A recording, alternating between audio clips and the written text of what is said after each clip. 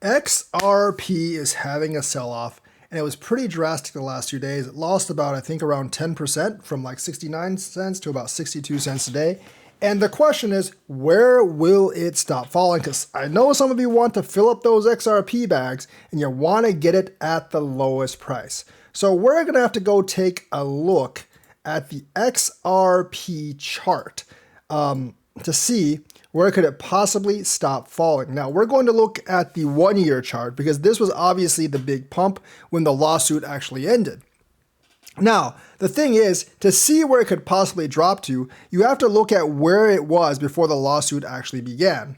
It was at around 47.48 cents. So that can kind of be a baseline. Now, I will say that throughout 2023, it has gotten a couple of pumps because of like certain lawsuit issues with like John Deaton, of course, with the memos being released from the SEC and all that stuff. And that's actually pumped XRP significantly even before the lawsuit. So the real base value is maybe like 39 cents, but Bitcoin is actually much higher than it was back at the beginning of this year when XRP reached like some of the lower values, like 34, 35 cents. So if it does retrace, it should not retrace into the 30s. Now, taking this value, I think a possible base would be about 50 cents. I do think there will be support there. I think the next support is like 55 or something.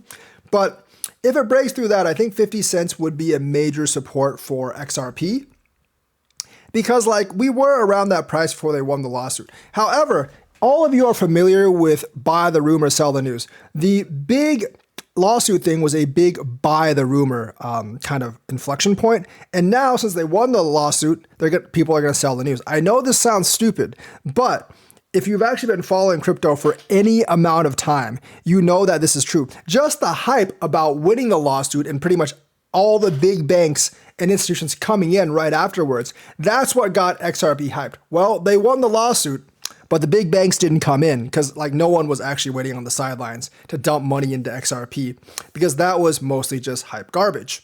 But they did actually get regulatory clarity. That part is actually real. But that doesn't mean a bunch of money just dumped into XRP. A lot of people probably bought when they heard the news that XRP won the lawsuit, expecting massive gains immediately.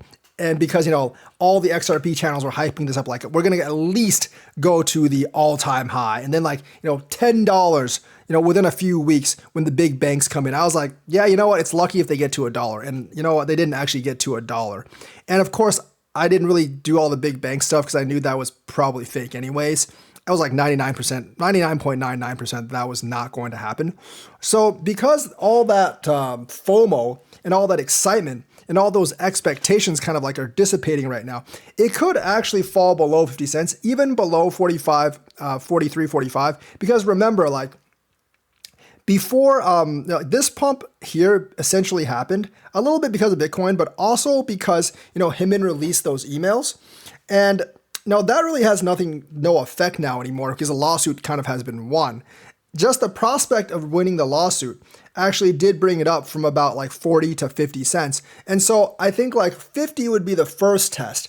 But if you want the absolute bottom value, I would say like 40 cents could possibly be the absolute bottom value if it were to fall all the way. I'd be very, very surprised if it fell below 40 cents because Bitcoin is significantly higher than at the beginning of the year. So I don't think it'll visit the 30s or the 20s. And the thing is, like, it shouldn't really fall below 50 because truth be said, they did get regulatory clarity and some of the other coins are still facing that problem. So having that regulatory clarity should actually put them, like on a tier above where they were.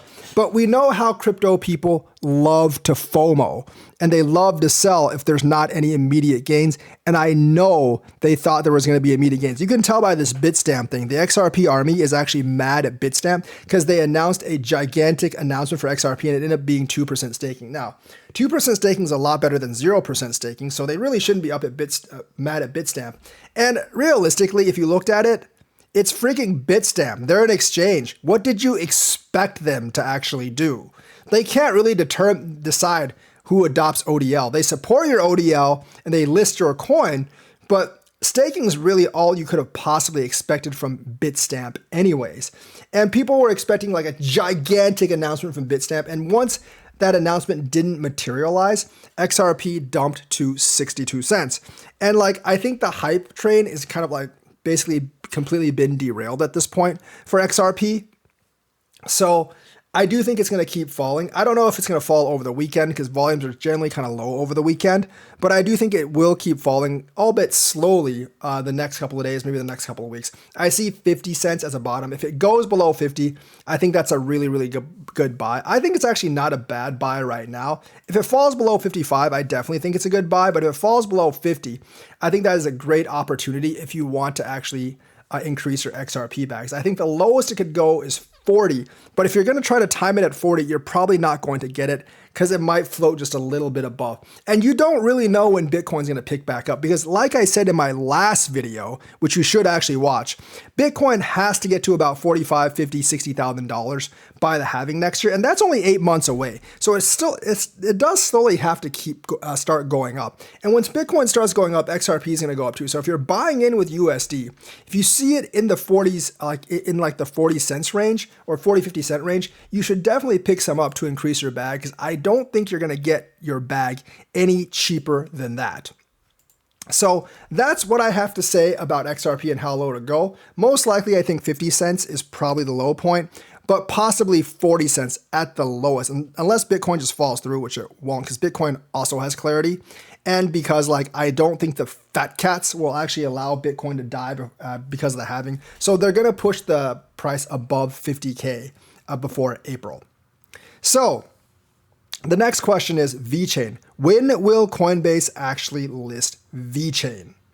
The answer is probably not until they get this lawsuit dismissed, or probably not until they win the lawsuit. Now, they have filed for dismissal and they cited the Ripple case because the SEC is suing them for selling unregistered securities. And they're saying, according to the Ripple case, we are not selling unregistered securities. Obviously, the SEC was bolstered a little bit by the Terra Luna judge, but the Terra Luna judge also confirmed that the coins by themselves may not be securities. It's the matter in which they were sold. And things like Cardano were actually sold in Japan as an ICO. So I don't think the SEC's I don't actually think the SEC's argument against some of those coins are very big. Coinbase's lawyers seem very confident, but then again, all lawyers on certain teams seem very confident that they're actually going to win this case. And I don't think the Coinbase judge is really all that friendly towards the SEC either. Most judges will actually stop government agencies if they think the government agencies are in overreach. So there is a lot going on here in the next couple of months. And the thing is, I don't think Coinbase would list VeChain and Vetho, specifically because of the staking thing, until they actually get this legal matter resolved, because they don't want to be sued by the SEC for another coin on their docket. But if their file for dismissal of the case actually is successful, I do think they will list VeChain shortly afterwards. And if they win the case, I do think they'll list VeChain shortly afterwards. I was kind of surprised they actually listed HNT during this time. And by the way, Coinbase did actually say that in the worst case scenario, they could actually be forced to sell off Cardano and the other 12, 13 assets on their list that the SEC said could be securities. But they don't think it'll actually come to that because that is the worst case scenario if the SEC actually wins the lawsuit.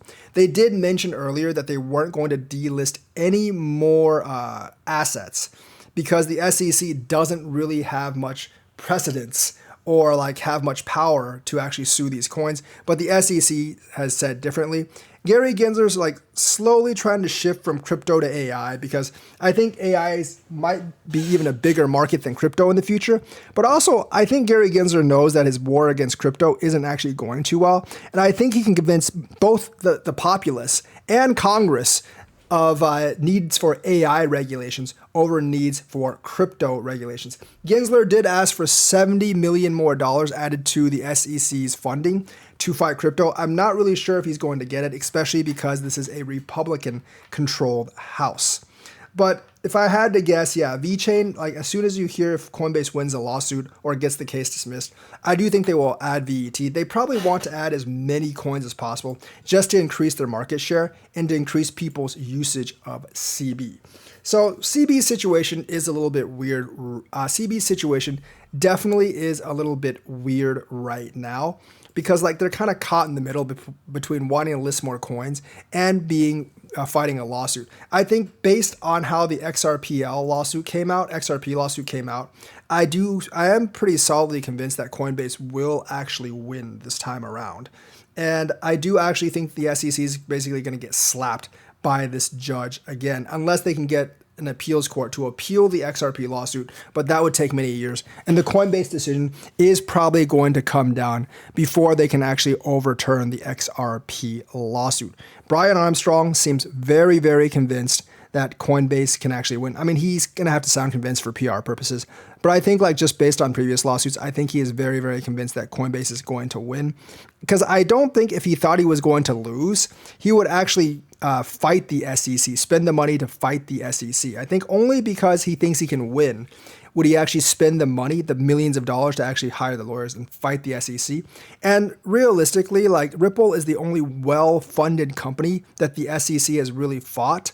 American company, and they failed against Ripple, so I think they will actually fail against CB, Brian Armstrong, and the 12 assets. Obviously, Cardano's founder, Charles Hoskinson, has completely rejected that Cardano could be a security under SEC definitions. And once again, the SEC is going to have a very, very hard time proving that point, because many of these coins, whether it's Polygon, whether it's Cardano, Solana, they actually do have utility outside of just making money. Cardano is used by Africa. HBAR, you have like Kia and Hyundai just using it right now.